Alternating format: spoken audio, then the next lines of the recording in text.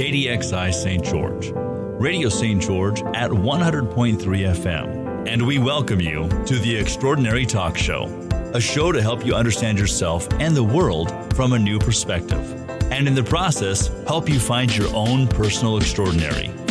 And now your host for The Extraordinary Talk Show, Della Hill. Hello, everybody. Welcome to another happy Wednesday afternoon. It does look to me like all of my equipment is functioning the way I want it to.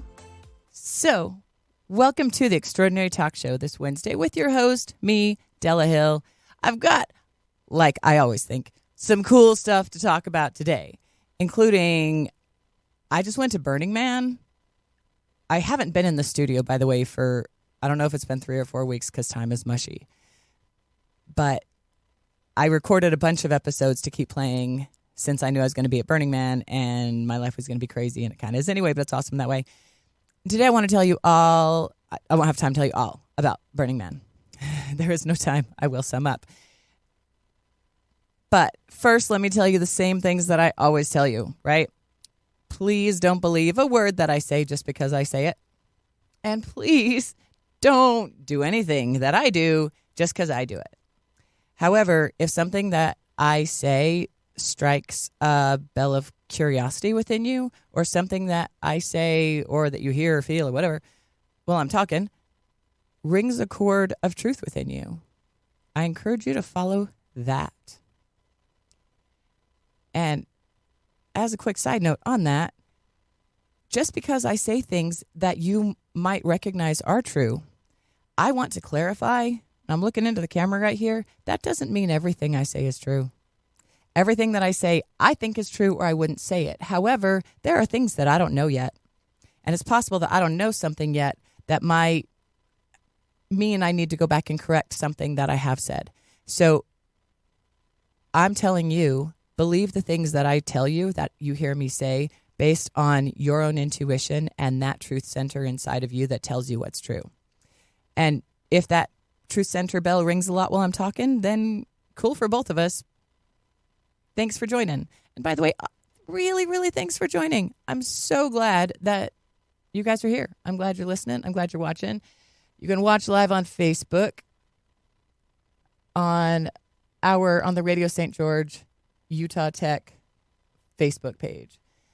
But also I'm live on the radio right now, and this audio clip will be posted to Spotify by the end of the afternoon. And my current project is to take these podcasts and things that I've been working on for the last 4+ years and conglomerate them all in one place to make them easily accessible for all of you.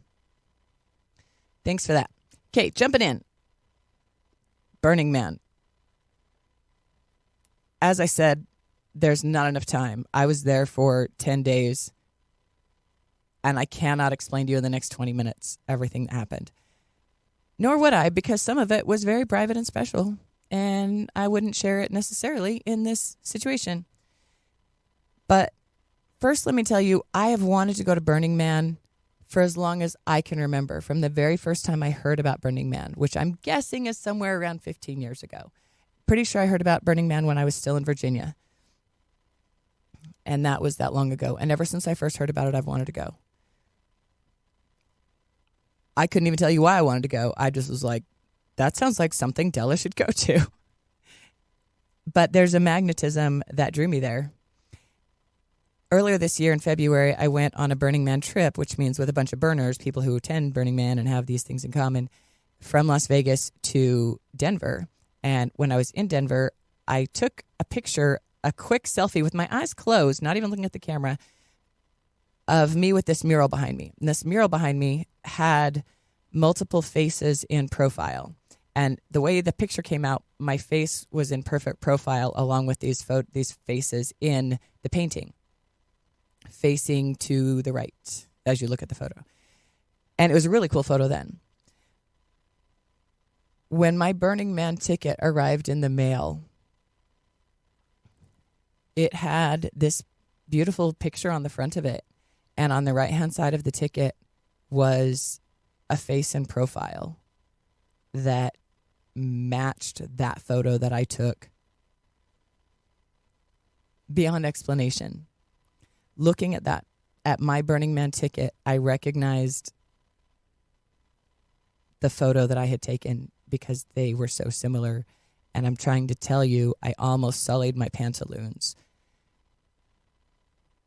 But it was one more sign to me that this is where I'm supposed to go. And you guys know that I follow my intuition. I follow what feels right to me to do, even if it might not be logical.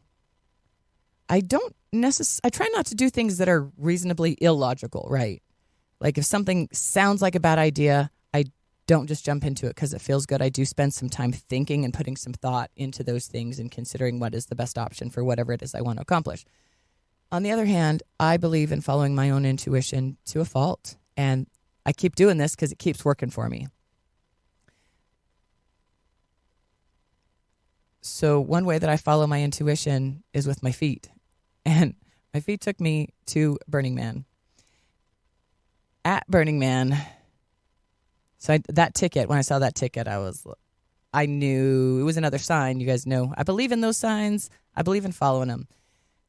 So even though there were complications, like things came up, and then, for example, I was going with my partner, Jesse, and between he and I, we had one ticket, and there was another ticket that we thought we could count on, and it turned out we couldn't count on it. So here we are 3 days before we're supposed to leave. We only have one ticket. But we didn't even stop packing. We just knew that the other ticket would come because clearly we're supposed to go to Burning Man. It felt like we're being pulled there.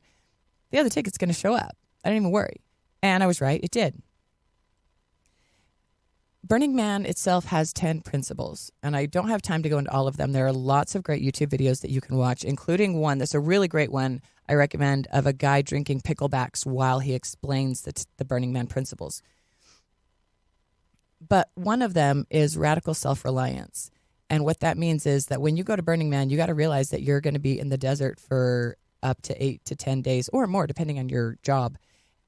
And this is a harsh environment. It is not kind to physical bodies or equipment. And you need to go knowing that there are no water sources. You must bring all of the water that you're going to need for the whole time that you're there.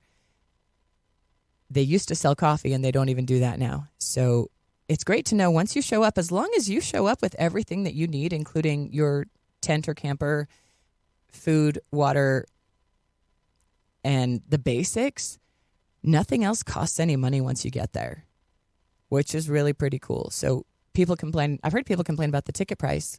The ticket price, I think, was $575, and I was there for 10 days, so it was less than $100 a day, and I didn't have to pay for a single thing while I was there. When I went to EDC, which was also awesome, and in my opinion, worth the money because I'm going to do it again, the tickets were closer to $700-ish, and that was for a 3 to 4 day event, and everything there cost money.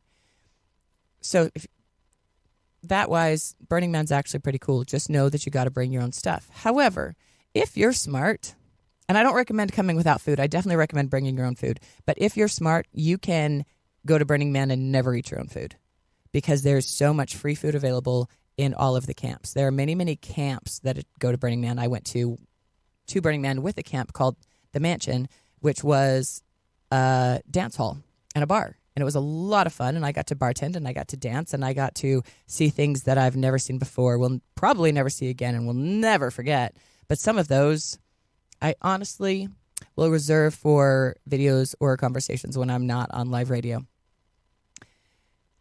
They're worth hearing, though, because they're good. But within the camps, each camp is contributing something. Contribution is part of the Burning Man experience. Gifting is part of the Burning Man experience. And so going with a camp, you gift your time and energy to the camp, as I did, and then the camp gifts all of what we have to offer, which is a cool place to come hang out, dance, have a few drinks, alcoholic or non. We do ID. And by the way, nothing costs any money. Also, if you're wandering down the street and there happens to be a dust storm, you can come in and hang out on our couches, free of charge. And that's how it is across the board. Except all of the camps have a different theme. All of the camps have a different purpose. All of the camps serve in a different way. Ours was a dance hall. Others were straight up a bar. Many were restaurants where they served a specific food between a specific time. And if you knew when that was and you knew where to show up, you could eat all the food you could possibly need while you're there. One of the principles is gifting. It used to be bartering system, but they've gotten past that. And now everyone is encouraged to contribute. If you come to Burning Man, don't just bring the price of your ticket and your stuff. Bring something to contribute. In that way, I volunteered with my camp and helped them. I also did some of my own performance art, which was a blast for me. Do you want to hear about it? I won't tell you all of it because you only get the full experience if you're there. But I actually got this idea from Sesame Street. So this is what I myself, Della, did as my performance art, one of the things I did at Burning Man. I wore a fedora and a pair of sunglasses and a trench coat.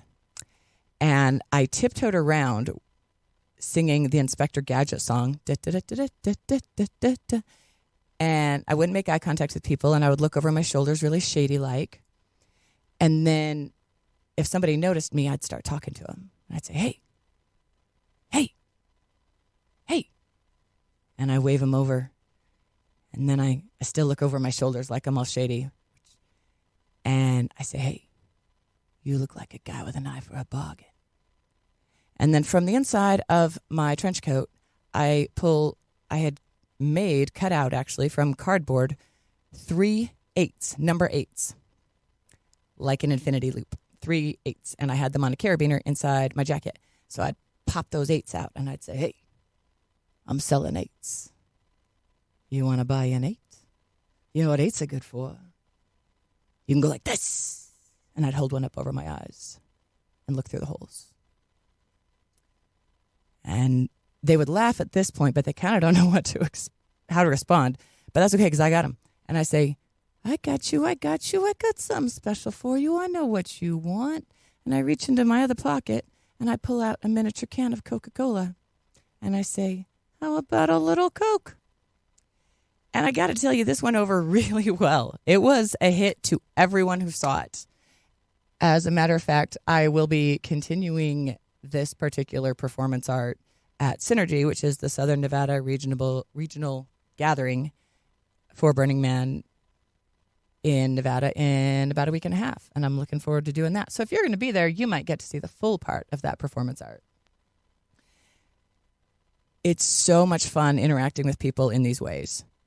To go up to people as a different person in character, in costume, and to just entirely be someone else, even if it's for a 30-second interaction. It is so much fun. I loved it. One of my absolute favorite things about Burning Man is one of my favorite things about life, and that is the amazing, awesome personal interactions that I get to have all the time. I got to have these as a nurse. I get to have these as a friend. I get to have these when I show up and hang out somewhere. And at Burning Man, they were just on a different level. The personal one-on-one or small group interactions where you really get to mirror your souls with each other. These interactions abounded in this place. And it was truly phenomenal. One thing that was really important, I've talked to you guys before about perfect timing. I've done a whole show on it, I'm sure. I believe in perfect timing, and I believe that things happen exactly at the right time and for the right reason. And the more you just sit back and let it, the better things go. I'm speaking from experience. It turned out I went to Burning Man with my partner, boyfriend, Jesse. And as he was getting ready to go, including working on generators and RVs and packing boxes, etc., he injured his back. And the whole time we were at Burning Man for the 10 days we were there, he was in a lot of pain. And I truly am sorry that he was in pain. However, I when we got back and I was able to 2020 the situation, I could really see how his injury paced us. At times, I thought it was slowing us down. And I had to remind myself to trust in perfect timing. But looking back at it, it paced us. As I watched some of my friends who by the end of 8 or 10 days just didn't have energy or pep or motivation left because we had taken things slowly due to his back injury, we were still able to have wonderful interactions every day. And all the way up through the end of the week, through the big man burn and the big temple burn, we were able to participate fully in the things that mattered to us most. And we went with a list of the things that mattered most, and we got to do all of those things. And then we made a list of about 50 more things that we want to do that we didn't get to. And that's what I've heard it's all about. And that's why they always say at Burning Man, next year was better. One important thing is following. You got to know, yeah, we all just show up in the desert and do this thing. It's weird. Like 70,000 people show up. It's not a few of us. This isn't a couple. When we do the Synergy Camp out, it'll be 1,000 to 2,000 people. This one was about 70,000 people all camping out together. It's fine. Actually, it was. It's really well organized. It's really well structured. And it's a ton of fun. What this means, though, is that you have a lot of outdoor area. There's very few vehicles, or other than the art cars, which are registered vehicles as art. But most of us are walking around or riding bikes. And because we're out at night a lot, you put lights on yourself and you put lights on your bike so that the art cars driving around and other people on their bikes won't run you over. Which means that when you're out at night, this wide open desert space is blasted with neon and glowing lights. It would be pitch dark if it weren't for all of the bright colors spinning and shining around you. On people, on bikes, on art cars, and on art, because we're out in the middle of the desert and there's art installations just in the middle of nowhere. For example, one of them was the word black, like 5 individual statues, BLACK. And I thought that was really interesting. And it took me a long time to go past that. In fact, I'll tell you the truth, I didn't see it when I was there. It wasn't until I got home and I watched a video of someone. The video showed that word black, the 5 statues of BLACK, and then they moved to the side. And as they moved to the side, it transitioned into WHITE. It's brilliant. And each of these statues are, I'm guessing, 10 feet high. But that's in that one, because there are others that were, like the man itself was, I don't know. I'm not good at judging these things, and I was at a distance, but it had to be at least 50 feet high. And then I'll get to the man burn in a minute. Following. When you go out with your friends at daytime, there might be a whiteout and you might actually lose track of your friends while you're out. If you go out with your friends at night, there's a lot going on. It's dark. And you might lose track of your friends. It's hard. So you kind of end up following around. You stay in a group because these are the people you want to hang out with. And as you're moving from place to place, you kind of end up in a line following. And as I was following in one of these lines, one of these wonderful evenings, I didn't know where we were going. And I started asking the question, does the guy in front know where we're going? Are we following him on purpose? Does he know that we're following him? Does he know where he's taking us? Because I only want to be following this guy if he knows where he's going, he knows we're following us, and he's okay with that. And, that's just how I roll, that I would turn walking in a line into a bigger philosophical thing. But I had that same thought about this show and my podcast, whatever it is that I'm doing here, plus all the other things, because I have other things going on as well. If you follow me, like so many podcasters are like, hit that bell, follow. I would love for you to follow me. And one of the best ways you'll be able to do that is through my website and YouTube page and all the other things. All of those things are in process. All of those things exist. They're just not as built out as they're going to be. But one way you can follow the things that I say and do is by listening to my show or clicking a like button or hitting a follow thing or whatever. What I want you to do is I only want you to click that button. I only want you to follow me if you know that you're following me and you're doing it on purpose. I don't want you to click follow because I said, hey, click the follow button. I only want you to listen to the things that I have to say on purpose. I only want you to put these things into your life if you do it with real intent and purpose. Please don't listen to me passively. I mean, hey, if you want, I'm not going to tell you what to do. My request, though, is whether it's listening to me or buying toilet paper, that you do it thoughtfully and with intent, and that you don't just follow on accident. I found in my life a lot of things that I thought I was choosing, and it turned out that I was following on accident because I was following someone who I thought knew where they were going. And maybe they did or didn't, or they weren't pretending to, or sometimes it works out, but I do better when I follow my own intuition. And if your intuition tells you to follow me, cool. Coming down to the last couple of minutes. All right, so Saturday night at Burning Man, kind of the point of Burning Man is they build this big, huge statue, somewhere between, I'm not good at guessing, 50 and 100 feet tall. Might be more than that. It's a big statue of a man. And it has a kind of a similar look every year, but they also do it differently every year, different sizes, different things. And it also has art on it. And I got to tell you guys, there was art at the base of the man that when we walked through there, I've never had art hit me like that. I've never been stunned to silent tears looking at a painting. And there was art underneath that Burning Man that stunned me to silent tears. And I couldn't even explain why. It was a beautiful thing. So Saturday morning, they cordon off a big circle around the man. And Saturday night, everybody shows up, 60 to 70,000 of your closest friends. And we're all covered in lights. And we're all playing music and hooping and hollering and having a great time with our friends. And they let off a bunch of fireworks. And then they throw a torch at that man. And he burns down. And we all watched. And it was awesome. Watching this huge statue of a man burn and fall to pieces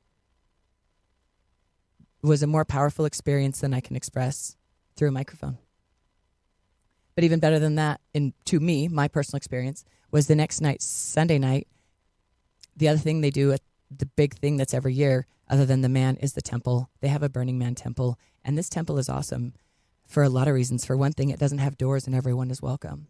For another thing, I still love my temple experiences in my previous religion, but they don't let me there. They don't let me in anymore because I don't agree with them anymore.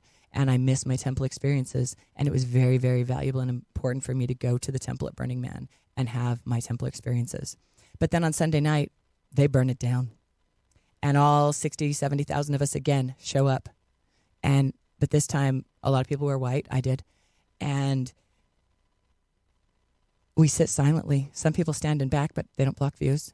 And the rest of us sat, and we were silent. There was whispers as they threw a torch at this big wooden temple, and we watched it go up in flames and let smoke out into the sky and then burn to the ground. And I wish I could express to you through this microphone what a powerful and impressive, lifelong, memorable experience that was. And I cannot wait to go back next year. So grateful for that experience. Guys, my time is wrapping up. I'm almost done here. I love you so much. Thank you for coming to listen. I hope you liked that explanation. It was so cool. If you are inspired to come to Burning Man, don't wait till the big burn. There are a lot of small regional burns probably near you. Please check them out and figure this out for yourself because it's freaking awesome. I love you. Thank you for listening to me. I will see you next week on The Extraordinary Talk Show.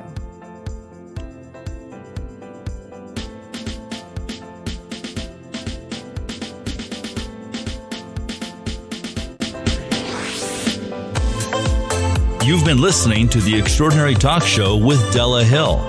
Search YouTube and Facebook, Spotify, or Podbean for video and podcasts of this show, or go to radiostgeorge.com. We'll see you next week for another edition of The Extraordinary Talk Show.